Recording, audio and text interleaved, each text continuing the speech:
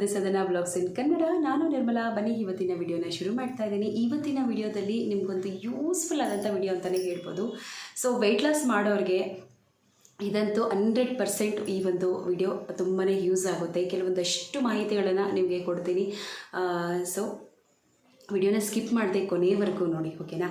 So ನಾನು ಎಷ್ಟೋ ಸತಿ ವೆಯ್ಟ್ ಲಾಸ್ ಸ್ಟಾರ್ಟ್ ಮಾಡಿ ಕರೆಕ್ಟಾಗಿ ಅದ್ರ ಬಗ್ಗೆ ಏನೂ ತಿಳ್ಕೊಳ್ದಿರಾ ಕರೆಕ್ಟಾಗಿ ಮಾಡಿದರೆ ಎಷ್ಟೋ ಸತಿ ನಿಲ್ಲಿಸ್ಬಿಟ್ಟಿದ್ದೀನಿ. ಸೊ ಈ ಥರ ಒಂದು ಸ್ಟ್ರಾಂಗ್ ನಿರ್ಧಾರ ತಗೊಳ್ಳೋದಕ್ಕೆ ನಾನು ಕೆಲವೊಂದಷ್ಟು ಸರ್ಚ್ ಮಾಡಿದೆ. ಒಂದು ಗೃಹಿಣಿಯಾಗಿ ಒಂದು ಬೇಸಿಕ್ಕಾಗಿ ಏನೇನೆಲ್ಲ ತಿಳ್ಕೋಬೇಕು ಅನ್ನೋದನ್ನು ನಾನು ಒಂದಷ್ಟು ಗೂಗಲಲ್ಲಿ ಸರ್ಚ್ ಮಾಡಿದೆ, ಕೆಲವೊಂದಷ್ಟು ವಿಡಿಯೋಸನ್ನು ನೋಡಿದೆ. ಸೊ ಅದೆಲ್ಲ ತಿಳ್ಕೊಂಡಾದಮೇಲೆ ನಾನು ಇಷ್ಟು ಸ್ಟ್ರಾಂಗಾಗಿ ನಿರ್ಧಾರ ಮಾಡ್ಕೊಂಡು ಒಂದು 20 kgs ಆಗುವಷ್ಟು ನನ್ನ ವೆಯ್ಟನ್ನು ನಾನು ರೆಡ್ಯೂಸ್ ಮಾಡ್ಕೊಳ್ಳೋದಕ್ಕೆ ಸಾಧ್ಯ ಆಯಿತು. ಆ ಒಂದು ಕೆಲವೊಂದು ಮಾಹಿತಿಗಳು ನಿಮಗೂ ಖಂಡಿತ ಹೆಲ್ಪ್ ಆಗುತ್ತೆ ಈ ಒಂದು ಮಾಹಿತಿ. ಸೊ ಬನ್ನಿ ವಿಡಿಯೋನ ಸ್ಟಾರ್ಟ್ ಮಾಡೋಣ. ವಿಡಿಯೋ ಸ್ಕಿಪ್ ಮಾಡ್ದಿರಾ ಪ್ಲೀಸ್ ಕೊನೆಯವರೆಗೂ ನೋಡಿ. ನಾನು ತುಂಬಾ ಯೂಸ್ಫುಲ್ ಆದಂತಹ ಮಾಹಿತಿಗಳನ್ನು ಕೊಡ್ತೀನಿ. ನೀವು ಸ್ವಲ್ಪ ಎಲ್ಲಾದರೂ ಮಿಸ್ ಮಾಡ್ಕೊಂಡಿದ್ದೀರಾ ಅಂದರೆ ಅದು ಮಿಸ್ ಆದಂಗೆ ನಿಮಗೆ, ಓಕೆನಾ? ಸೊ ಬನ್ನಿ ಸ್ಟಾರ್ಟ್ ಮಾಡೋಣ. ವಿಡಿಯೋ ನೋಡ್ತಿರೋರೆಲ್ಲ ಒಂದು ಲೈಕ್ ಮಾಡಿ, ವಿಡಿಯೋಗೆ ಪ್ಲೀಸ್ ಒಂದು ಲೈಕ್ ಮಾಡಿ. ನಿಮ್ಮ ಫ್ಯಾಮಿಲಿ, ನಿಮ್ಮ ಫ್ರೆಂಡ್ಸ್ಗೆ ಶೇರ್ ಮಾಡಿ. ನಿಮ್ಮ ಅನಿಸಿಕೆ ಅಭಿಪ್ರಾಯಗಳನ್ನು ಮರಿದಿರಾ ಕಮೆಂಟ್ ಮೂಲಕ ತಿಳಿಸಿ. ಹೊಸಬರು ಯಾರೆಲ್ಲ ನೋಡ್ತಾ ಇದ್ದೀರಾ ಪ್ಲೀಸ್ ಈ ಒಂದು ಚಾನಲ್ಗೆ ಸಪೋರ್ಟ್ ಮಾಡಿ, ಸಬ್ಸ್ಕ್ರೈಬ್ ಮಾಡಿಕೊಂಡು ಅಂತ ಕೇಳ್ಕೊಳ್ತಾ ಸ್ಟಾರ್ಟ್ ಮಾಡ್ತಾ ಇದ್ದೀನಿ. ಸೊ ಮೊದಲಿಗೆ ನಮ್ಮ ಒಂದು ದೇಹ ಏನಿದೆ, ಸೊ ಈ ಒಂದು ದೇಹ ನೈಸರ್ಗಿಕವಾಗಿ ಸೃಷ್ಟಿಯಾಗಿರುವಂಥದ್ದು ಅಲ್ವಾ? ಸೊ ಇದಕ್ಕೆ ನಾವು ನೈಸರ್ಗಿಕವಾದಂಥ ಆಹಾರನೇ ಕೊಡಬೇಕು. ಅದನ್ನು ಬಿಟ್ಟು ನಾವು ಇವಾಗ ಏನು ಮಾಡ್ತಾ ಇದ್ದೀವಿ ಅಂದರೆ ರೆಡಿಮೇಡ್ ಫುಡ್ಡನ್ನು ಕೊಡ್ತಾ ಇದ್ವಿ. ಉದಾಹರಣೆಗೆ ಜಂಕ್ ಫುಡ್, ಪಿಜ್ಜಾ, ಬರ್ಗರ್, ಅದು ಇದು ಏನೇನೋ ತಿಂದು ನಮ್ಮ ದೇಹನ ನಾವೇ ಹಾಳು ಮಾಡ್ಕೊಳ್ತಾ ಇದ್ದೀವಿ. ಸೊ ಅಲ್ವಾ, ನಿಜ ತಾನೇ? ಸೊ ನಮ್ಮ ದೇಹನ ನಾವೇ ಹಾಳು ಮಾಡ್ಕೊಳ್ತಾ ಇದ್ದೀವಿ. ಹಾಗೆ ನಮ್ಮ ದೇಹಕ್ಕೆ ನಾವು ಕೆಲವೊಂದಷ್ಟು ರೋಗಗಳನ್ನು ತಂದು ಉಟ್ಕೊಳ್ತಾ ಇದ್ದೀವಿ. ಉದಾಹರಣೆಗೆ ಮಲಬದ್ಧತೆ, ಗ್ಯಾಸ್ಟ್ರಿಕ್, BP, ಗರ್ಭಕೋಶಕ್ಕೆ ಸಂಬಂಧಪಟ್ಟಂಥ ಕಾಯಿಲೆಗಳು, ಹಾರ್ಟ್ ಅಟ್ಯಾಕ್, ರಕ್ತದೊತ್ತಡ, ಶುಗರ್, ಕಿಡ್ನಿ ಸಮಸ್ಯೆ ಅಂದರೆ ಕಿಡ್ನಿ ಸ್ಟೋನ್ಸ್, ಈ ರೀತಿ ಕೆಲವೊಂದಷ್ಟು ಕಾಯಿಲೆಗಳನ್ನು ನಮ್ಮ ಕೈಯಾರೆ ನಾವೇ ತಂದಿಟ್ಕೊಳ್ತಾ ಇದ್ದೀವಿ ಅಲ್ವಾ? ಸೊ ಇದನ್ನೆಲ್ಲ ಹೇಗೆ ನಿವಾರಣೆ ಮಾಡೋದು? ಇದಕ್ಕೆಲ್ಲ ಹೇಗೆ ಫುಲ್ ಸ್ಟಾಪ್ ಇಡೋದು? ಮೊದಲು ನಮ್ಮ ದೇಹನ ನಾವು ಕ್ಲೀನ್ ಮಾಡ್ಕೋಬೇಕು. ಯಾವ ರೀತಿ ಕ್ಲೀನ್ ಮಾಡ್ಕೊಳೋದು? ಇದೇನು ಬಟ್ಟೆನ ಸೋಪು ಬ್ರಷು ಹಾಕಿ ಚೆನ್ನಾಗಿ ಬಡಿದು ಕ್ಲೀನ್ ಮಾಡೋದಕ್ಕೆ ಅಲ್ಲ ಅಲ್ವಾ? ಸೊ ನಮ್ಮ ದೇಹದ ಒಳಗಡೆ ನಾವು ಕ್ಲೀನ್ ಮಾಡ್ಕೋಬೇಕು. ಯಾವ ರೀತಿ ಕ್ಲೀನ್ ಮಾಡ್ಕೊಳೋದು? ನಮ್ಮ ದೇಹದಲ್ಲಿರುವಂತಹ ಕೆಟ್ಟ ಕಲ್ಮಶವಾದಂತಹ ಟಾಕ್ಸಿನ್ಗಳನ್ನು ಆಗಿಂದಾಗೆ ಹೊರ ಹಾಕ್ತಾ ಇರಬೇಕು. ಸೊ ಈ ಒಂದು ಟಾಕ್ಸಿನ್ ಬಗ್ಗೆ ಹೇಳೋದಕ್ಕೆ ಮುಂಚೆ ನಾನೊಂದು ವಿಷಯ ನಿಮಗೆ ಹೇಳೋದಕ್ಕೆ ಇಷ್ಟಪಡ್ತೀನಿ. ಏನಪ್ಪ ಅಂದರೆ ನಮ್ಮ ಒಂದು ನಮ್ಮ ಆಯುರ್ವೇದಿಗಳ ಪ್ರಕಾರ ಸೊ ಅವ್ರು ಏನು ಹೇಳಿದ್ದಾರೆ ಅಂದರೆ, ನಾವು ನಮ್ಮ ದೇಹಕ್ಕೆ ಬೇಕಾಗಿರುವಂತಹ ಹೆಲ್ತಿ ಫುಡ್ಡನ್ನು ಕೊಡದೇ ಇದ್ದಾಗ ಸೊ ನಾವು ಎಷ್ಟೇ ಕಾಸ್ಟ್ಲಿ ಮೆಡಿಸಿನ್ಸನ್ನು ನಾವು ಯೂಸ್ ಮಾಡಿದ್ರೂ ಅದು ಯಾವುದೇ ರೀತಿ ಉಪಯೋಗ ಆಗೋದಿಲ್ಲ ನಮ್ಮ ದೇಹಕ್ಕೆ. ಅದೇ ನಾವು ಹೆಲ್ತಿ ಫುಡ್ಡನ್ನು ತಗೊಂಡಾಗ ನಾವು ಆ ಒಂದು ಮೆಡಿಸಿನ್ಸ್ ತಗೊಳ್ಳುವಂತಹ ಅವಶ್ಯಕತೆಯೇ ಬರೋದಿಲ್ಲ. ಅದು ಎಷ್ಟು ಚೆನ್ನಾಗಿದೆ ಅಲ್ವಾ? ಸೊ ನಮ್ಮ ದೇಹಕ್ಕೆ ಒಳ್ಳೆಯ ಆಹಾರ ಕೊಡದೇ ಇದ್ದಾಗ ಎಷ್ಟು ಮೆಡಿಸಿನ್ ತಗೊಂಡು ಏನು ಪ್ರಯೋಜನ? ಅದೇ ಒಳ್ಳೆಯ ಆಹಾರ ಕೊಟ್ಟಿದ್ದೀವಿ ಅಂದರೆ ಆ ಒಂದು ಮೆಡಿಸನ್ನ ತಗೊಳ್ಳೋವಂತಹ ಅವಶ್ಯಕತೆಯೇ ನಮ್ಗೆ ಇರೋದಿಲ್ಲ ಅಲ್ವಾ? ನಿಮಗೆ ಗೊತ್ತಾ ನಮ್ಮ ದೇಹದಲ್ಲಿ ಯಾವ ರೀತಿ ಜೀರ್ಣಕ್ರಿಯೆ ಆಗುತ್ತೆ ಅಂತ? ಬೇಸಿಕ್ಕಾಗಿ ನಾನು ತಿಳ್ಕೊಂಡಿರೋ ಹಾಗೆ ನಾನು ಹೇಳ್ತೀನಿ. ಡೀಪಾಗೇನೂ ಹೋಗೋದಿಲ್ಲ, ಲೈಟಾಗೇ ಹೇಳ್ತೀನಿ, ಓಕೆನಾ? ಸೊ ನಿಮಗೂ ಬೋರ್ ಆಗಬಾರ್ದು. ಏನಪ್ಪ ಅಂದರೆ ಇವಾಗ ನಾವು ಒಂದಷ್ಟು ಫುಡ್ಡನ್ನು ತಿಂತೀವಿ, ಇಷ್ಟಲ್ಲ ಒಂದಷ್ಟು ಫುಡ್ಡನ್ನು ತಿಂತೀವಿ, ಓಕೆನಾ? ಸೊ ಅದು ನಮ್ಮ ದೇಹಕ್ಕೆ ಹೋಗುತ್ತೆ. ಅದು ಹೋಗಿ ನಮ್ಮ ಜಠರಕ್ಕೆ ಹೋಗಿ ಸಣ್ಣ ಕರಳಿಂದ ದೊಡ್ಡ ಕರಳಿಗೆ ಹೋಗಿ ಅದಕ್ಕೆ ಏನೇನೆಲ್ಲ ಬೇಕೋ ಆ ಒಂದು ಫುಡ್ಡಲ್ಲಿ ನಮ್ಮ ದೇಹಕ್ಕೆ ಏನೇನೆಲ್ಲ ಬೆನಿಫಿಟ್ಸ್ ಇದೆಯೋ ಅದನ್ನೆಲ್ಲ ತೊಗೊಂಡು ವೇಸ್ಟೇಜನ್ನು ಆಚೆ ಆಗುತ್ತೆ. ನಾವೇನು ಮೋಷನ್ಗೆ ಹೋಗ್ತೀವಿ ಅದ್ರ ಮುಖಾಂತರ ಆ ವೇಸ್ಟ್ ಅನ್ನೋದು ಆಚೆಗಡೆ ಬಂದ್ಬಿಡುತ್ತೆ. ಸೊ ನಿಮಗೆ ಗೊತ್ತಾ, ಎಲ್ಲ ಆಹಾರ ಪದಾರ್ಥಗಳು ಒಂದೇ ಟೈಮ್ಗೆ ಜೀರ್ಣ ಆಗುತ್ತೆ ಅಂತ ನೀವು ಅಂದ್ಕೊಂಡಿದ್ದೀರಾ? ಖಂಡಿತವಾಗ್ಲೂ ಇಲ್ಲ. ಒಂದೊಂದು ಆಹಾರ ತನ್ನದೇ ಆದಂತಹ ಒಂದು ಟೈಮನ್ನು ತಗೊಳುತ್ತೆ ಜೀರ್ಣ ಆಗೋದಕ್ಕೆ. ಒಂದು ಚಾರ್ಟನ್ನು ಹಾಕ್ತೀನಿ ನೋಡಿ ಸ್ಕ್ರೀನ್ ಮೇಲೆ.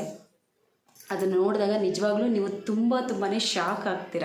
ಸೊ ಈ ಒಂದು ಕೆಲವೊಂದಷ್ಟು ಸಣ್ಣ ಪುಟ್ಟ ವಿಚಾರಗಳು ನಮಗೆ ಗೊತ್ತಿರೋದೇ ಇಲ್ಲ. ಆ ಒಂದು ಚಾರ್ಟಲ್ಲಿ ನೋಡಿ, ಒಂದೊಂದು ಆಹಾರ ಒಂದೊಂದು ಟೈಮಿಂಗ್ಸನ್ನು ತಗೊಳುತ್ತೆ. ಉದಾಹರಣೆಗೆ ಹಣ್ಣು ಮಿನಿಮಮ್ ಏನಿಲ್ಲ ಅಂದ್ರೂ 3 hour ಟೈಮ್ ತಗೊಳುತ್ತೆ. ಮೊದಲಿಗೆ ಸ್ಟಮಕ್ ಅಂದರೆ ನಮ್ಮ ಜಠರಕ್ಕೆ 1 ಗಂಟೆ, ನಮ್ಮ ಜಠರದಲ್ಲಿ 1 ಗಂಟೆ ಜೀರ್ಣ ಆಗುತ್ತೆ. ಆ ನಂತರ ಒಂದು ಚಿಕ್ಕ ಕರಳಿಗೆ ಬರುತ್ತೆ, ಅಲ್ಲಿ 1 ಗಂಟೆ ಜೀರ್ಣ ಆಗುತ್ತೆ. ಆ ನಂತರ ಒಂದು ದೊಡ್ಡ ಕರಳಿಗೆ ಬರುತ್ತೆ, ಅಲ್ಲಿ 1 ಗಂಟೆ ಜೀರ್ಣ ಆಗುತ್ತೆ. ಟೋಟಲ್ 3 hour ಅದು ಜೀರ್ಣ ಆಗಿ ಅದಕ್ಕೆ ಏನೇನೆಲ್ಲ ಬೇಕು ಅನ್ನೋದನ್ನು ತಗೊಂಡು ವೇಸ್ಟೇಜನ್ನು ಆಚೆಗಡೆ ಹಾಕುತ್ತೆ. ಅದೇ ತರಕಾರಿಗಳು 6 ಅವರ್ ಟೈಮ್ ತಗೊಳುತ್ತೆ. 2 ಗಂಟೆ ಜಠರ, 2 ಗಂಟೆ ಚಿಕ್ಕ ಕರಳು, 2 ಗಂಟೆ ದೊಡ್ಡ ಕರಳಲ್ಲಿ ಜೀರ್ಣ ಆಗಿ ಅದಕ್ಕೆ ಏನೇನೆಲ್ಲ ಬೇಕು ಅನ್ನೋದನ್ನು ತಗೊಂಡು ವೇಸ್ಟೇಜನ್ನು ಆಚೆ ಹಾಕುತ್ತೆ. ಹಾಗೆ ಕಾಳುಗಳು, ಧಾನ್ಯಗಳು ಅಂತ ಏನು ಕರಿತೀವಿ, ಸೊ ಇದು ಸತತ 18 ಗಂಟೆಗಳ ಕಾಲ ಟೈಮ್ ತಗೊಳುತ್ತೆ. 18 ಗಂಟೆಗಳ ಕಾಲ. 6 ಅವರು ಜಠರ ಅಂದರೆ ಸ್ಟಮಕ್, 6 ಅವರು ಅಂದರೆ 6 ಗಂಟೆಗಳ ಕಾಲ ಚಿಕ್ಕ ಕರಳಲ್ಲಿ, 6 ಗಂಟೆಗಳ ಕಾಲ ದೊಡ್ಡ ಕರಳಲ್ಲಿ ಜೀರ್ಣ ಆಗಿ ಏನೇನೆಲ್ಲ ಬೇಕೋ ಅದನ್ನು ತಗೊಂಡು ವೇಸ್ಟೇಜನ್ನು ಆಚೆಗಡೆ ಹಾಕುತ್ತೆ. ಇವಾಗ ನೀವು ಯೋಚನೆ ಮಾಡ್ತಾ ಇರ್ಬೋದು, ಅದನ್ನು 18 ಗಂಟೆಗಳ ಕಾಲ ಅದು ಟೈಮ್ ತಗೊಳುತ್ತಾ? ಹಾಗಾದರೆ ನಾವು ಪದೇ ಪದೇ ತಿಂತಾನೆ ಇರ್ತೀವಲ್ಲ, ಬೆಳಗ್ಗೆ ಮಧ್ಯಾಹ್ನ ಸಂಜೆ ರಾತ್ರಿ ತಿಂತಾನೆ ಇರ್ತೀವಿ, ಎಲ್ಲಿ ಜೀರ್ಣ ಆಗುತ್ತೆ? ಖಂಡಿತ ಈ ಒಂದು ಕ್ವಶನ್ ನಿಮ್ಗೆ ಬಂದಿರುತ್ತಲ್ವ? ಹೌದು, ಜೀರ್ಣ ಆಗುತ್ತೆ. ಜೀರ್ಣ ಆಗಲ್ಲ ಅಂತ ನಾನು ಹೇಳ್ತಾ ಇಲ್ಲ, ಜೀರ್ಣ ಆಗುತ್ತೆ. ಆದರೆ ಅರ್ಧಂಬರ್ಧ ಜೀರ್ಣ ಆಗುತ್ತೆ. ಅರ್ಧಂಬರ್ಧ ಹೆಂಗೆ ಜೀರ್ಣ ಆಗುತ್ತೆ ಅಂದರೆ, ಸೊ ಅರ್ಧ ಜೀರ್ಣ ಆಗಿ ಅರ್ಧ ವೇಸ್ಟನ್ನು ಆಚೆಗಡೆ ಕಳಿಸ್ಬಿಡುತ್ತೆ. ಇನ್ನು ಅರ್ಧ ಏನಿರುತ್ತೆ ಸೊ ಅದು ಹೊಟ್ಟೆ ಒಳಗಡೆ ಇರುತ್ತೆ. ಹೊಟ್ಟೆ ಒಳಗಡೆ ಆ ಒಂದು ವೇಸ್ಟೇಜ್ ಅನ್ನೋದು ಒಳಗಡೆ ಇರುತ್ತೆ, ಆಚೆಗಡೆ ಬಂದಿರೋದಿಲ್ಲ. ಮೋಷನ್ ಮುಖಾಂತರ ಆಚೆಗಡೆ ಬಂದಿರೋದಿಲ್ಲ, ಅದು ನಮ್ಮ ಹೊಟ್ಟೆ ಒಳಗಡೆ ಇರುತ್ತೆ.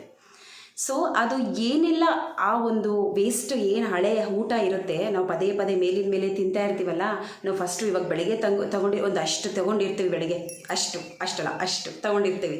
ಸೊ ಅದಿನ್ನೂ ಜೀರ್ಣ ಆಗಿರೋದಿಲ್ಲ. ಮತ್ತು ನಾವು ಮಧ್ಯಾಹ್ನ ತಿಂತೀವಿ ಊಟ.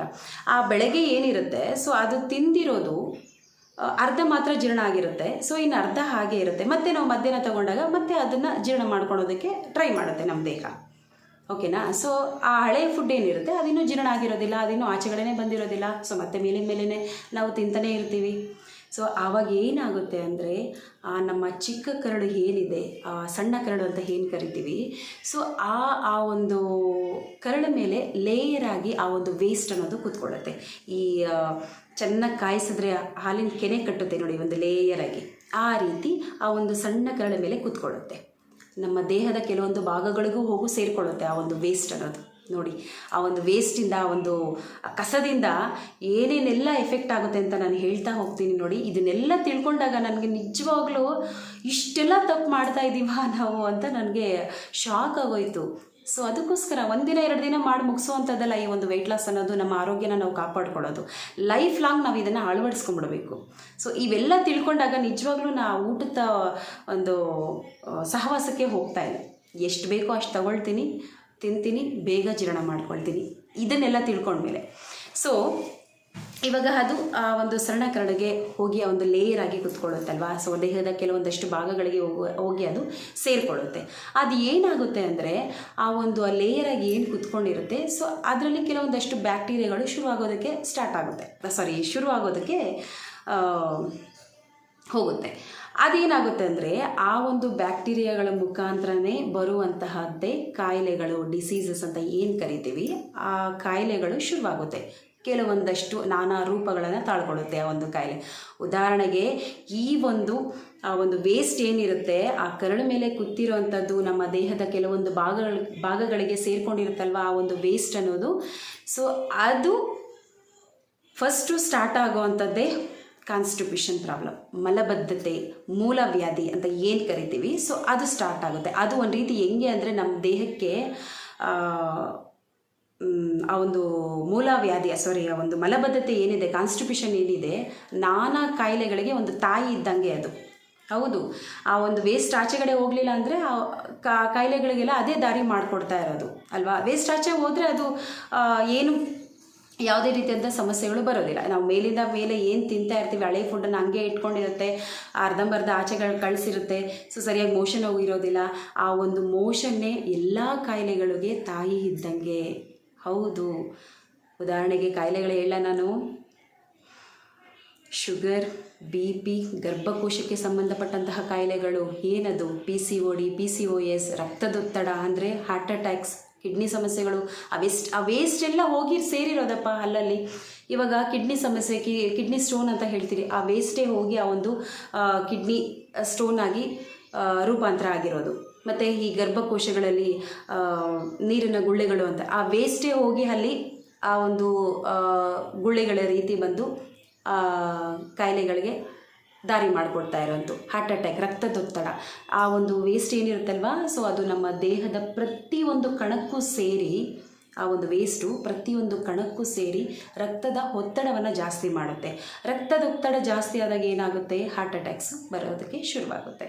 ಸೊ ನೋಡಿ ಎಷ್ಟೆಲ್ಲ ರೂಪಾಂತರ ತಾಳ್ಕೊಳ್ಳುತ್ತೆ ಅದು ಅಂತ. ಆ ರೀತಿ ಕೆಲವೊಂದು ರೋಗಗಳ ರೂಪಾಂತರ ಆ ಒಂದು ವೇಸ್ಟ್ ಅಂತಲೇ ಹೇಳ್ಬೋದು.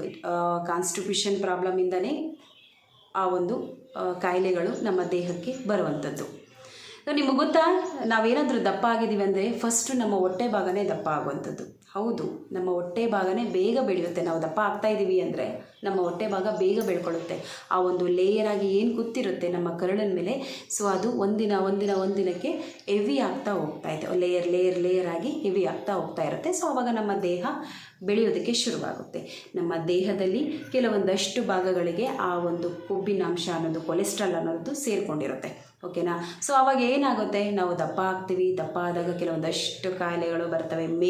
ಕಾಯಿಲೆಗಳು, ಮೇಲಿನ ಮೇಲೆ ಅಂದರೆ ನಮ್ಮ ದೇಹದ ಮೇಲ್ಮೈ ಕಾಯಿಲೆಗಳು ಹೆಂಗೆ ಅಂದರೆ ತಲೆನೋವು, ಮಂಡಿ ನೋವು, ಕೈಕಾಲು ನೋವು, ಈ ರೀತಿ ಬೆನ್ನು ನೋವು, ಇಲ್ಲೇನಿದು ಈ ಕುತ್ತಿಗೆ ನೋವು, ಆಮೇಲೆ ಸುಸ್ತು, ಆಯಾಸ, ಇವೆಲ್ಲನೂ ಬರೋದಕ್ಕೆ ಶುರುವಾಗುತ್ತೆ. ಹಿಮ್ಮಡಿ ನೋವು, ಇವೆಲ್ಲ ಬರೋದಕ್ಕೆ ಶುರುವಾಗುತ್ತೆ. ಸೊ ಇದನ್ನು ತಡ್ಕೊಳ್ಳೋ ಶಕ್ತಿ ಕೂಡ ನಮ್ಮ ಹತ್ರ ಇರೋದಿಲ್ಲ. ಓಕೆನಾ. ಸೊ ಅವಾಗೇನು ಮಾಡ್ತೀವಿ, ಆಸ್ಪತ್ರೆಗೆ ಹೋಗ್ತೀವಿ. ಒಂದಷ್ಟು ಟ್ಯಾಬ್ಲೆಟ್ಸನ್ನು ಬರೆದುಕೊಡ್ತಾರೆ, ತೊಗೊಳ್ತೀವಿ. ಲೈಫ್ ಲಾಂಗ್ ನುಂಗಿ ಸಾಯಬೇಕು ಆ ಒಂದು ಟ್ಯಾಬ್ಲೆಟ್ಸನ್ನು. ಆ ಒಂದು ಟ್ಯಾಬ್ಲೆಟ್ಸ್ ನುಂಗೋ ನರಕನೇ ಬೇರೆ. ಓಕೆನಾ. ಸೊ ನಿಜವಾಗ್ಲೂ ನಮ್ಮ ಒಂದು ಲೈಫನ್ನು ನಾವು ಹ್ಯಾಪಿಯಾಗಿ ಇಟ್ಕೊಳ್ಳೋದಕ್ಕಾಗುತ್ತಾ? ನಮ್ಮ ಒಂದು ಈ ಸುಂದರವಾದಂಥ ಲೈಫನ್ನು ನಾವು ಎಂಜಾಯ್ ಮಾಡೋದಕ್ಕೆ ಸಾಧ್ಯನಾ? ಖಂಡಿತವಾಗ್ಲೂ ಸಾಧ್ಯ ಇಲ್ಲ. ಸೊ ಅದನ್ನೆಲ್ಲ ಹೇಗೆ ನಾವು ನಿವಾರಣೆ ಮಾಡ್ಕೋಬೇಕು ಅನ್ನೋದಾದರೆ, ಸೊ ನಾನು ಯಾವಾಗಲೂ ಹೇಳ್ತಾ ಇರ್ತೀನಿ. ಸೊ ಆದಷ್ಟು 2 meals ಫುಡ್ಡನ್ನು ತಗೊಳ್ಳಿ. 2 ಹೊತ್ತು ಊಟ ಮಾತ್ರ ತಗೊಳ್ಳಿ. ಬೆಳಗ್ಗೆ ಒಂದು ಹೊತ್ತು ಮತ್ತು ಸಾಯಂಕಾಲ ಒಂದು ಹೊತ್ತು. ಇದಕ್ಕೆಲ್ಲ ಬೆಸ್ಟ್ ಸೊಲ್ಯೂಷನ್ ಬಂದು 2 ಹೊತ್ತು ಊಟ ಅಷ್ಟೇನಪ್ಪ. ಓಕೆನಾ. ಸೊ ನಾನು ಹೇಳ್ತಾನೆ ಇರ್ತೀನಿ, ಈ ಟೈಮ್ಗೆ ತಗೊಳ್ಳಿ, ಈ ಟೈಮ್ಗೆ ಅಷ್ಟೊತ್ತಿಗೆಲ್ಲ ಜೀರ್ಣ ಆಗುತ್ತೆ, ಮತ್ತು ಈ ಟೈಮ್ಗೆ ತಗೊಳ್ಳಿ ಅಂತ ಹೇಳ್ತಾನೆ ಇರ್ತೀನಿ. ಸೊ ನಮ್ಮ ಹಿರಿಯರು ಇದನ್ನು ಪಾಲಿಸ್ಕೊಂಬಂದಿದ್ದಾರಪ್ಪ. ನಮ್ಮ ಹಳಬರೆಲ್ಲ ಏನಿರ್ತಾರೆ, ನಮ್ಮ ಥರ ಆವಾಗೆಲ್ಲ ಏನು ಬ್ರೇಕ್ಫಾಸ್ಟು, ಅದು ಇದು, pizza, burger, oily food, Sona Masuri rice, ಇವೆಲ್ಲ ಏನೂ ತಗೊಳ್ತಾ ಇರಲಿಲ್ಲ. ಅಚ್ಚುಕಟ್ಟಾಗಿ ರಾಗಿ ಮುದ್ದೆ ತಿಂತಾಯಿದ್ರು. ಗದ್ದೆಗಳಲ್ಲಿ ಬೆಳೀತಾ ಇರುವಂತಹ ಕೆಂಪು ಹಕ್ಕಿಗಳನ್ನು ತಿಂತಾಯಿದ್ರು. ಫಾಲಿಷ್ ಮಾಡದೇ ಇರುವಂಥ ಹಕ್ಕಿಗಳನ್ನು ತಿಂತಾಯಿದ್ರು. ಅನ್ನ ಮಾಡ್ಕೊಂಡು ತಿಂತಾಯಿದ್ರು. ಎಷ್ಟು ಸ್ಟ್ರಾಂಗ್ ಆಗಿರ್ತಾಯಿದ್ರು, ಎಷ್ಟು ಆರೋಗ್ಯವಾಗಿರ್ತಾಯಿದ್ರು. ಬೆಳಗ್ಗೆ ಏನೋ ಒಂಚೂರು ಕಾಫಿನೋ ಟೀನೋ ಕುಡಿದ್ಬಿಟ್ಟು ಕೆಲಸಗಳಿಗೆ ಹೋಗಿ ಮತ್ತೆ ಬಂದು 11 ಗಂಟೆ 12 ಗಂಟೆಗೆ ಊಟ ಮಾಡ್ತಾಯಿದ್ರು.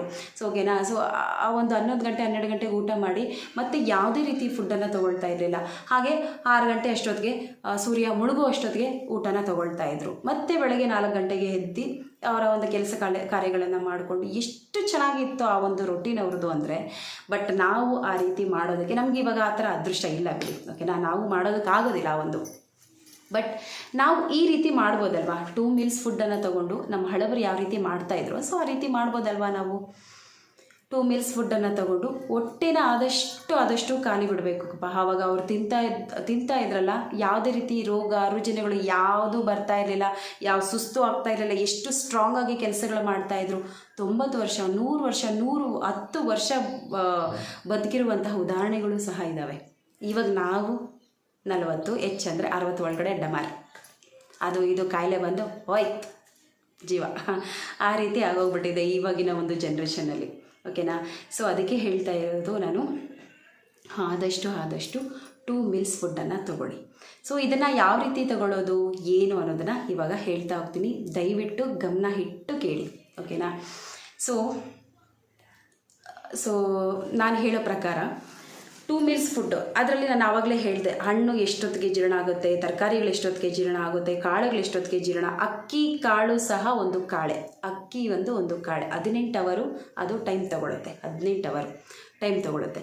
ಆದಷ್ಟು ಸೋನಾ ಮಸೂರಿ ರೈಸ್ಗಳನ್ನು ಅವಾಯ್ಡ್ ಮಾಡಿ. ಸೊ ಬಾಯ್ಲ್ಡ್ ರೈಸನ್ನು ತೊಗೊಳ್ಳಿ. ಕೆಂಪಕ್ಕಿ ಅದೇನೋ ಹೇಳ್ತಾರಲ್ಲಪ್ಪ,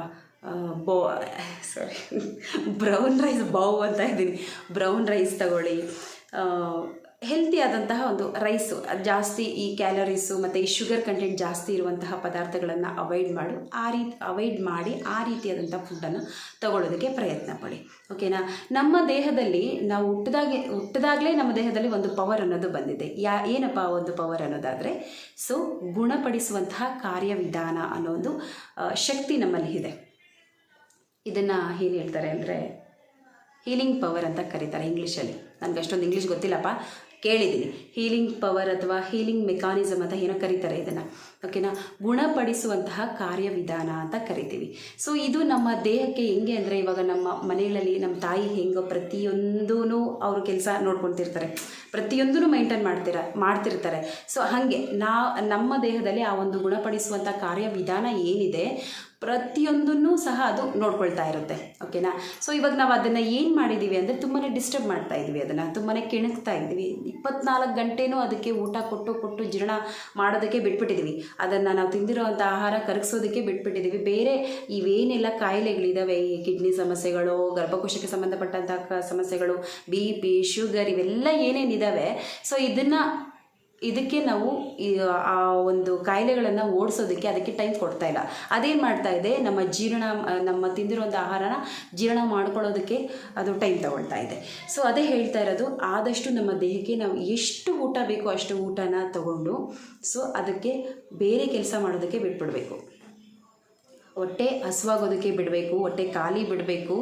ಇವಾಗ ಬೆಳಗ್ಗೆ ಒಂದು ಟೈಮ್ ತೊಗೊಳ್ಳಿ ಮತ್ತು ಸಾಯಂಕಾಲ ಒಂದು ಟೈಮ್, 6 ಗಂಟೆ ಅಷ್ಟೊತ್ತಿಗೆ ನೀವು ಅದು ಏನೇ ಆಗಲಿ ಪ್ರಪಂಚ ಒಂದು 2 ಹೋಳ ಆಗಿಬಿಡಲಿ, ನೀವು ಆ ಟೈಮ್ಸ್ ಮಾತ್ರ ಮಿಸ್ ಮಾಡೋದಕ್ಕೆ ಹೋಗ್ಬಿಡಿ. ಓಕೆನಾ. ಸೊ ಟೈಮ್ ಕರೆಕ್ಟಾಗಿ ಮ್ಯಾನೇಜ್ ಮಾಡಿ ಆ ಒಂದು 6 ಗಂಟೆ ಒಳಗಡೆ ನಾವೇನು ತೊಗೊಂಡ್ಬಿಡ್ತೀವಿ ಊಟ, ಮತ್ತು ನಮಗೆ ನಿರೀಕ್ಷಾ ಸೊ ಒಂದು 10 ಗಂಟೆ ಒಳಗಡೆ ಅಷ್ಟೊತ್ತಿಗೆ ಅದು ಊಟ ಜೀರ್ಣ ಆಗೋಗ್ಬಿಡುತ್ತೆ. ಆ 10 ಗಂಟೆಯಿಂದ ಹಿಡಿದು ಮತ್ತೆ ಬೆಳಗ್ಗೆ 9 ಗಂಟೆವರೆಗೂ ನಾವು ಒಂದು ಡಿಟಾಕ್ಸ್ ಡ್ರಿಂಕ್ ತಗೊಳ್ಳೋವರೆಗೂ ಏನು ಆ ಟೈಮಿಂಗ್ಸ್ ಇದೆ, ಆ ಟೈಮಿಂಗ್ಸನ್ನು ಈ ಹೀಲಿಂಗ್ ಪವರ್, ಈ ಒಂದು ಗುಣಪಡಿಸುವಂಥ ಕಾರ್ಯವಿಧಾನ ನಮ್ಮ ದೇಹದಲ್ಲಿರುವಂತಹ ಡಿಸೀಸಸ್, ನಮ್ಮ ದೇಹದಲ್ಲಿರುವಂತಹ ರೋಗಗಳನ್ನು ಬೇರೆ ಸಮೇತ ಹೊದ್ದು ಓಡಿಸೋದಕ್ಕೆ ಪ್ರಯತ್ನ ಪಡ್ತಾ ಇರುತ್ತೆ, ಸ್ಟಾರ್ಟ್ ಮಾಡಿರುತ್ತೆ. ಓಕೆನಾ. ನಿಜವಾಗ್ಲೂ ನಮ್ಮ ದೇಹದಲ್ಲಿರುವಂಥ ಕೊಬ್ಬು, ಈ ಭಾಗದಲ್ಲೆಲ್ಲ ತುಂಬಾ ಕೊಬ್ಬಿತ್ತಪ್ಪ ನನಗೆ, ಇಲ್ಲೆಲ್ಲ ನಿಜವಾಗ್ಲೂ ಹೇಳ್ತಾ ಇದ್ದೀನಿ. ಅದು ಎಷ್ಟು ಎಲ್ಪ್ ಆಯಿತು ಅಂದರೆ, ನಾನು 2 meals ಫುಡ್ ತಗೊಂಡು, ಸೊ ಇದೆಲ್ಲ ಎಷ್ಟು ನೋಡಿರ್ಬೋದು, ನಾನು ಪದೇ ಹೇಳ್ತಾ ಇದ್ದೆ, ನಾನು ಹಳೆ ವಿಡಿಯೋಸಲ್ಲೆಲ್ಲ ನೋಡಿ ಎಷ್ಟು ಇದೆಲ್ಲ ಫುಲ್ಲು ಒಂದಾಗೋಗ್ಬಿಟ್ಟಿತ್ತು ಹಿಂಗೆ ನನಗೆ. ಸೊ ಇದು ಅಷ್ಟೇ ಹಿಂಗಿರ್ತಾ ಇತ್ತು. ಎಲ್ಲ ಒಂದು ಕಡೆಯಿಂದ ಕೊಬ್ಬಿನಾಂಶವನ್ನು ಕರಗಿಸ್ಬಿಟ್ಟೆ ನಾನು. ಆ ಒಂದು ಹೀಲಿಂಗ್ ಪವರ್ ಅನ್ನೋದು ಏನಿರುತ್ತೆ, ಸೊ ನಮ್ಮ ದೇಹದಲ್ಲಿರುವಂಥ ಕೆಟ್ಟ ಕೊಬ್ಬನ್ನು ಕರೆಸೋದಕ್ಕೆ ಸ್ಟಾರ್ಟ್ ಮಾಡುತ್ತೆ. ನಾವು ಸ್ವಲ್ಪ ಊಟ ತೊಗೊಳ್ತೀವಲ್ವ, ಸೊ ಅದನ್ನು ಆದಷ್ಟು ಬೇಗ ಜೀರ್ಣ ಮಾಡಿ ಅದನ್ನು ವೇಸ್ಟನ್ನು ಆಚೆ ಕಳಿಸಿ, ಆ ನಂತರ ತನ್ನ ಪಾಡಿಗೆ ಅದು ನಮ್ಮ ದೇಹದಲ್ಲಿರುವಂತಹ ಏನು ಆ ಒಂದು ಡಿಸೀಸಸ್ ಇರುತ್ತವೆ, ಸೊ ಅದನ್ನು ಒದ್ದು ಓಡಿಸೋದಕ್ಕೆ ಟ್ರೈ ಮಾಡ್ತಾ ಇರುತ್ತೆ. ಓಕೆನಾ. ನಿಜವಾಗ್ಲೂ 2 meals ಊಟ ತೊಗೊಳ್ಳಿ, ತುಂಬಾ ಒಳ್ಳೆಯದು ನಮ್ಮ ದೇಹಕ್ಕೆ. ಹಸುವಂತೂ ಆಗೋದೇ ಇಲ್ಲಪ್ಪ. ಬೆಳಗ್ಗೆ, ಮಧ್ಯಾಹ್ನ, ಸಂಜೆ, ಸಾಯಂಕಾಲ, ರಾತ್ರಿ ಎಲ್ಲ ಊಟ ಕೊಡ್ತಾಯಿದ್ರೆ ಏನಾಗಬೇಕು ನಮ್ಮ ದೇಹ ಏನಾಗಬೇಕು? ಒಂದು ಸತಿ ಯೋಚನೆ ಮಾಡಿ. 18 ಅವರ್ ಒಂದು ಕಾಳುಗಳು ಜೀರ್ಣ ಆಗೋದಕ್ಕೆ ಸಮಯ ಬೇಕು ಅಂದರೆ ನಾವು ಮೇಲಿನ ಮೇಲೆ ಕೊಡ್ತಾ ಇದ್ದರೆ ಆ ವೇಸ್ಟ್ ಎಲ್ಲ ಎಲ್ಲಿ ಹೋಗುತ್ತೆ? ದೇಹದ ಒಳಗಡೆನೇ ಸೇರಿಕೊಳ್ಳುತ್ತೆ. ದೇಹದ ಒಳಗಡೆ ಸೇರಿಕೊಂಡು ನಾನಾ ಕಾಯಿಲೆಗಳು ಬರ್ತವೆ. ಓಕೆನಾ. ಆದಷ್ಟು ಹೆಚ್ಚು ನೀರನ್ನು ಕುಡಿಯೋದಕ್ಕೆ ಟ್ರೈ ಮಾಡಿ. ನೀರನ್ನೋದು ಅದು ಹೆಂಗೆ ಅಂದರೆ, ಎಂಥ ಗಟ್ಟಿ ಪದಾರ್ಥನೂ ಸಹ ನೀರನ್ನೋದು ಕರಗಿಸ್ಕೊಳ್ಳುತ್ತೆ. ಆ ಒಂದು ನೀರು ಗೊತ್ತಾ. ಸೊ ಆದಷ್ಟು ನಾವು ಹೆಚ್ಚು ನೀರು ಕುಡಿದಷ್ಟು ಜೀರ್ಣಶಕ್ತಿ ತುಂಬ ಚೆನ್ನಾಗಿ ಆಗುತ್ತೆ. ನಮ್ಮ ದೇಹಕ್ಕೆ ಎಷ್ಟು ಬೇಕೋ ಅಷ್ಟು ನೀರನ್ನು ತೊಗೊಳ್ಳಿ. ಮಿನಿಮಮ್ 4 ಲೀಟರ್ ಒಳಗಡೆ ನಾವು ನೀರನ್ನು ಕುಡಿಬೇಕು. ಓಕೆನಾ. 3 ಲೀಟರ್ ಮೇಲೆ 4 ಲೀಟರ್ ಒಳಗಡೆ, ಓಕೆನಾ, ಅಷ್ಟು ನೀರನ್ನು ನಾವು ಕುಡಿಬೇಕಾಗುತ್ತೆ. ಸೊ ಜೀರ್ಣಶಕ್ತಿ ತುಂಬ ಚೆನ್ನಾಗಿ ಆಗುತ್ತೆ. ಸೊ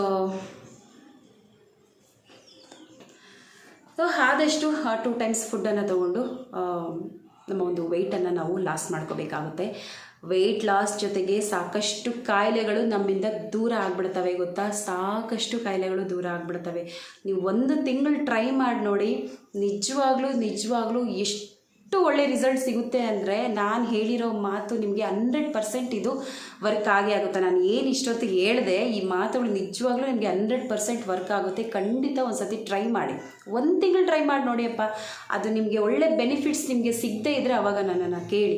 2 ಮೀಲ್ಸ್ ಅಷ್ಟೇ ಫುಡ್ ತೊಗೋಬೇಕು. ಬೆಳಗ್ಗೆ 11 ಗಂಟೆ, 11:30, 12 ಗಂಟೆ ಒಳಗಡೆ, 11 ಗಂಟೆಯಿಂದ 12 ಗಂಟೆ ಒಳಗಡೆ ಫುಡ್ ತೊಗೊಂಬಿಟ್ಟು ಅಷ್ಟಿಗೆ ನಿಮ್ಮ ಲಂಚನ್ನು ನೀವು ಮುಗಿಸ್ಕೊಬಿಡ್ಬೇಕು.